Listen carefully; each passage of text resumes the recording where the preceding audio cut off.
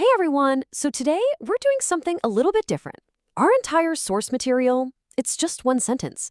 We're going to unpack its hidden logic to see just how much power can be packed into so few words. So, this is it. This is our entire source for today's breakdown. The means to transform the atmosphere are positive thoughts and a powerful attitude. At first glance, it feels pretty simple, right? Maybe a little bit like a motivational quote.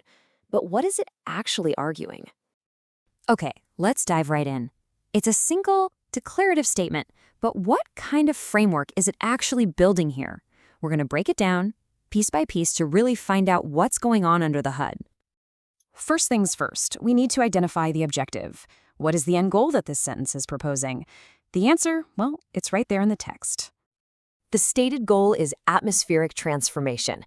Now, for this analysis to really work, we have to stick strictly to the text itself.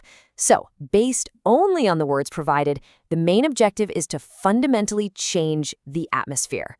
Let's really isolate the verb here, transform. This is not a small word. The source doesn't say adjust the atmosphere or improve it. It suggests a really deep fundamental change, a complete and total shift from one state to another. And the target of this whole transformation is the atmosphere.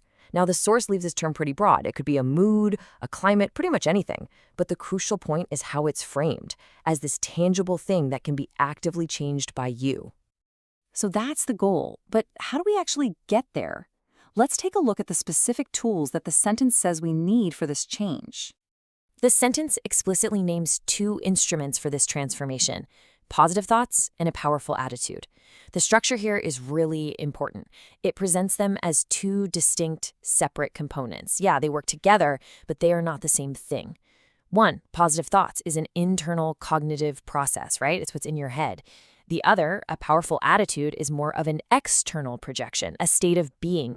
So, we have the goal and we have the tools. Now let's put it all together and see how the sentence claims this whole mechanism actually works. Now, what's really interesting here is how the sentence's grammar creates this super clear causal chain. It's almost like an A plus B equals C formula. You start with positive thoughts, you add a powerful attitude, and the direct result is atmospheric transformation. The means lead directly to the end. So when we look back at the sentence again, you can see it's way more than just a statement. It's actually a self-contained operational model. It identifies a problem, an atmosphere that needs changing, and then it prescribes a very specific two-part solution to fix it.